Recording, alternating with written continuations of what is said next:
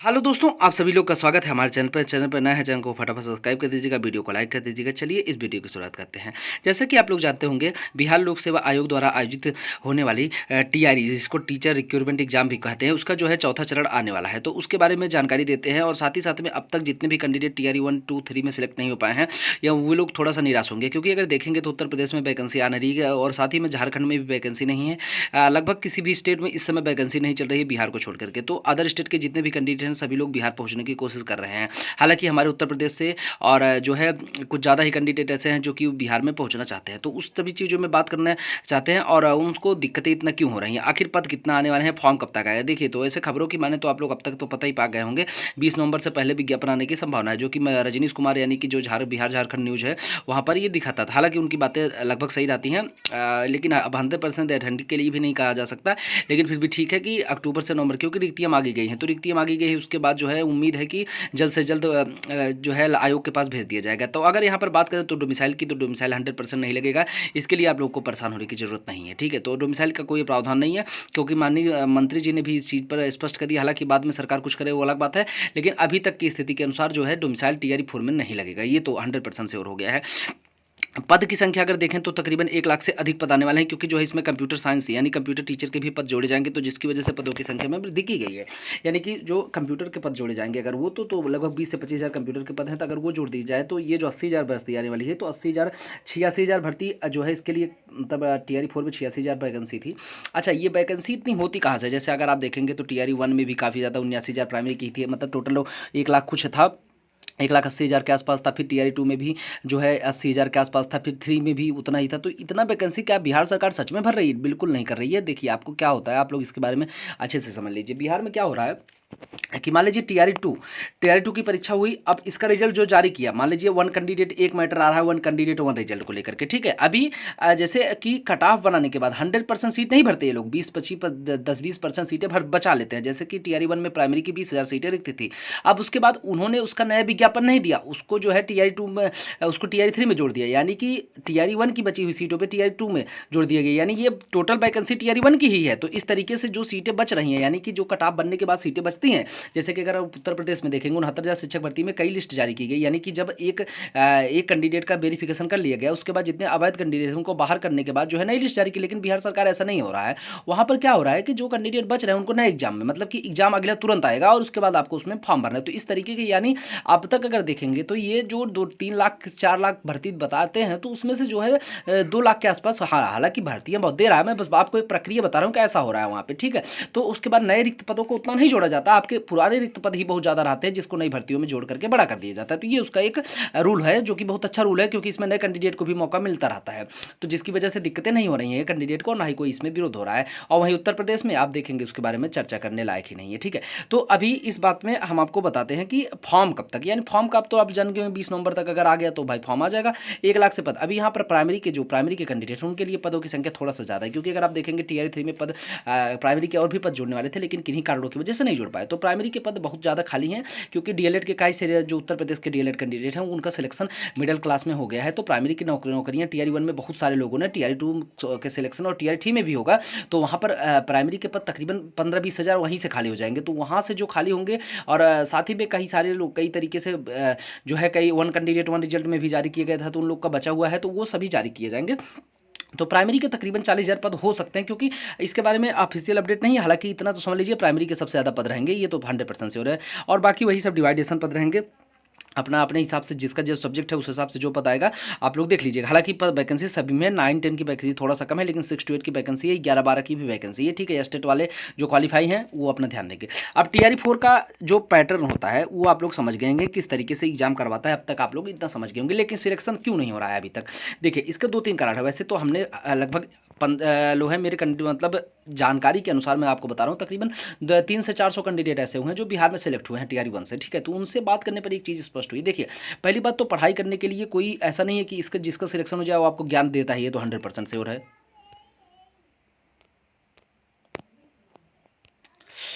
तो देखिए, जैसे कि लगभग 300 से 400 कैंडिडेट जो हैं हमारे टीआरई 1, 2, 3,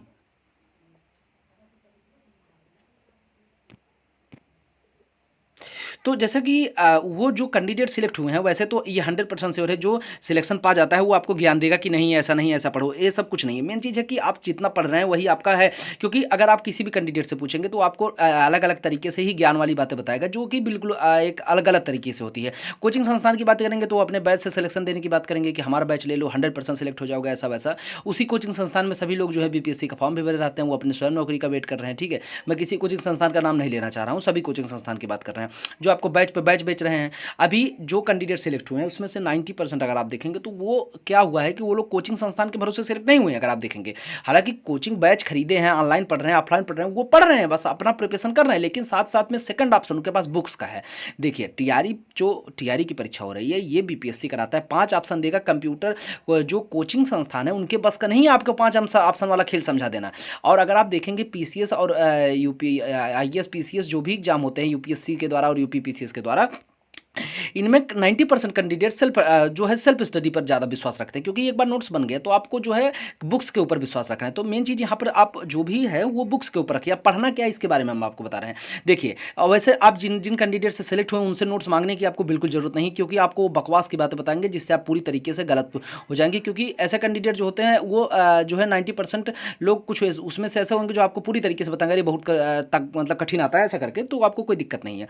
तो देखिए मैं आपको बता रहा हूँ कि अगर आप टीआरई 4 में प्राइमरी की तैयारी कर रहे हैं तो आपके लिए सबसे बेटर ऑप्शन है कि आप एनसीईआरटी पहले बुक ले लीजिए, चाहे वो किसी भी प्रकाशन का हो।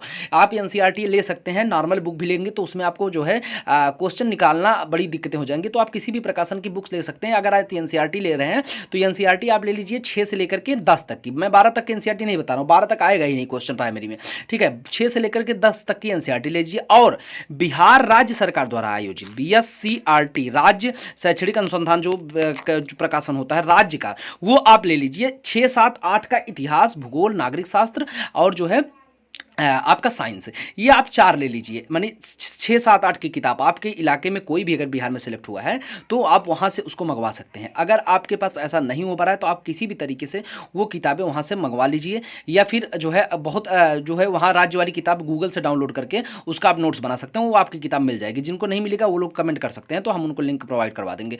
अभी जो जिनके पास किताब का ऑप्शन है तो वो एससीईआरटी की बुक्स लेंगे, अपने उत्तर प्रदेश की नहीं लेना है, बिहार की, मैं ये प्राइमरी की बात कर रहा हूँ। और जो मिडिल तक ही लेना है, मैंने एससीईआरटी 6, 7, 8 लेना है, बाकी आपको एनसीईआरटी की बुक 9, 10 तक लेनी है। मैथ को नहीं लेना, मैथ आप नहीं लेंगे, मैथ तो आप मान लीजिए आप कितना पढ़ेंगे। देखिए मैं 9, 10 का जो है एससीईआरटी आपको लेना है, जो है इतिहास, भूगोल, नागरिक शास्त्र और जो है जो साइंस होता है। और बाकी आपका मन करे तो पर्यावरण भी ले सकते हैं, वो आपके ऊपर है। हालांकि पर्यावरण से ज़्यादा क्वेश्चन अभी जो अब इसके बाद आपको क्या करना है कि क्योंकि बिहार स्पेशल से भी कई क्वेश्चन आते हैं, तो मेन चीज़ की बिहार स्पेशल की तैयारी आपको करनी ही करनी है। तो 90% आप जब 6 to 8 का एससीईआरटी उठा लेंगे ना, तो जो वहाँ से लोअर क्वेश्चन बनते हैं, जैसे कि आप भूगोल में वहाँ लोअर क्वेश्चन पढ़ाए गए हैं बच्चों को, तो वो लोअर क्वेश्चन आपके वहाँ से 100% फंसेंगे, ठीक है। तो नदियाँ वाले जो क्वेश्चन आते हैं सबसे ज़्यादा, जैसे कि इतिहास में भी जो बिहार से क्वेश्चन आता है वो बहुत ही टिपिकल हो जाता है बच्चों के लिए। तो आप 6, 7, 8 का पूरा बिहार का जो वहाँ एससीईआरटी बोर्ड चलता है, अगर आपको पर्यावरण मिले तो पर्यावरण वैसे चलता नहीं है, लेकिन 9, 10 का पर्यावरण मिल जाए तो वो आप ले सकते हैं, हालांकि उसकी ज़रूरत नहीं है। अगर आपको एससीईआरटी की बुक्स बिहार की नहीं मिल रही तो गूगल से आप डाउनलोड कर लीजिए, तो उसका नोट्स बना लीजिए।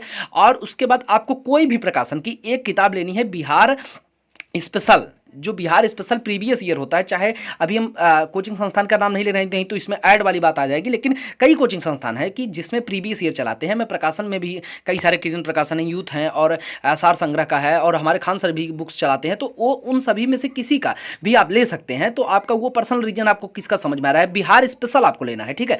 तो इतना आप पढ़ लीजिए, इससे बाहर मैं आपको बता रहा हूँ एक क्वेश्चन जाने वाला नहीं है। एनसीईआरटी प्लस एससीईआरटी मिला के ही पढ़ेंगे तो ही सिलेक्शन हो पाएगा। और जो कोचिंग संस्थान का नहीं, मैं एनसीईआरटी एसटीआरटी मिला के रहा हूं, वो केवल अपने हिसाब से नोट्स आपको बनवा रहे हैं, ठीक है। आप अपने हिसाब से नोट्स बनाएंगे तो सिलेक्शन हो पाएगा, नहीं तो आप लोग फिर से पर से फंसे रहेंगे। और मैं ये आपको बहुत बड़ी बात बता रहा हूं कि एनसीईआरटी ले लीजिए आप, 10 तक की एनसीईआरटी, 12 तक मत लीजिएगा प्राइमरी कर तैयारी कर रहे हैं तो। और जो है एससीईआरटी 100% बिहार राज्य सरकार की 6, 7, 8 की किताबें, इतिहास, भूगोल, नागरिक शास्त्र और जो है विज्ञान की, ये किताबें आप वहां ले लीजिए। मैं आपको बता रहा हूं कि 90% क्वेश्चन उससे फंसने वाले हैं आपके। अब देखिए ये हो गया प्राइमरी के लिए। अभी और कैंडिडेट जो है जो 6 to 8 और 9 10 11 12 इन सब के लिए मैं एक चीज़ बता रहा हूँ। देखिए, आप सबसे पहले कि आपका विषय वाइज भाई अपना विषय कंप्लीट रखिए, जो भी आपकी किताबें हैं, लेकिन आपको जो है 6 7 8 यानी कि जो मिडल में पढ़ाना चाहते हैं, किसी भी मान लीजिए हिंदी पढ़ाना चाहते हैं, तो आप जो है बिहार राज्य सरकार की 6 7 8 की जो विषय आपका हो उसकी आपको बुक्स लेनी है। ज़रूरत पड़े तो 9 तक ले सकते हैं, मतलब मिडल का है तो आप 8 के ऊपर मत पढ़िए, बहुत हाईएस्ट आपको पढ़ना है तो 9 तक ले सकते हैं, उसी मतलब बिहार एससीईआरटी। देखिए, आप ग्रामर तैयार रखिए, आपका कुछ भी तैयार है, लेकिन जो क्वेश्चन आते हैं ना वो आपके बुक से ही आते हैं, मतलब कि जो वहाँ की एससीईआरटी चल रही है बिहार राज्य सरकार की, 100% वहीं से आते हैं। तो अगर सिलेक्शन लेना है मिडल में तो आप बिहार राज्य सरकार की किताब निकालिए, उसको अच्छे से पढ़िए, 6 7 8 और जरूरत पड़े 9, अगर आपके पास मिल रही है तो 9 10 भी ले सकते हैं, मिडल के लिए मैं बता रहा हूँ। और कैंडिडेट, अब ये हो गया, अब राज्य सरकार की बुक्स आप ले लेंगे, वही पढ़िए और अपना जो आपका ये ग्रामर पोर्शन होता है, यानी कि कुछ भी है, आप जैसे जो कैंडिडेट यहाँ पर सामाजिक विज्ञान के टीचर हैं, यानी कि जो 6 to 8 में सोशल साइंस से हैं, उनके लिए मैं लैंग्वेज टीचर, तो मान लीजिए 8 तक भी किताब उनको अगर मिल गई लैंग्वेज की और बहुत ज़्यादा हाईएस्ट 9 तक मिल गई तो उनका काम 200% हो जाएगा। आप इतना जान लीजिए, तकरीबन 80 क्वेश्चन में से आपके 40-50 क्वेश्चन वहीं से मिलते हैं, इतना समझ लीजिए, और वो 100% श्योरिटी के साथ मिलेंगे। अभी जो कैंडिडेट यहाँ पर सोशल साइंस वाले हैं वो 6 7 8 की वहाँ की सोशल साइंस लेंगे और साथ ही साथ में 9 10 की भी लेंगे, इतना ही एससीईआरटी पढ़ना पड़ेगा आपको सोशल साइंस। यानी कि जो 6 to 8 वाले कैंडिडेट हैं वो वहाँ पर 6 से लेकर के 10 तक की पूरी सोशल साइंस की बुक्स उठा लीजिए, ना मिल रहा है तो किसी से मंगवा लीजिए, नहीं और भी नहीं मिल रहा है तो क्या करेंगे आप लोग, गूगल से डाउनलोड कर लीजिए। बिहार की पूरी प्रकाशन की बुक्स जो है एससीईआरटी की गूगल पे पड़ी हुई हैं, आप वहां से डाउनलोड कर सकते हैं, ठीक है। तो ये इसका एक रूल है, ठीक। अब ये चीज़ आप लोग समझ गए होंगे।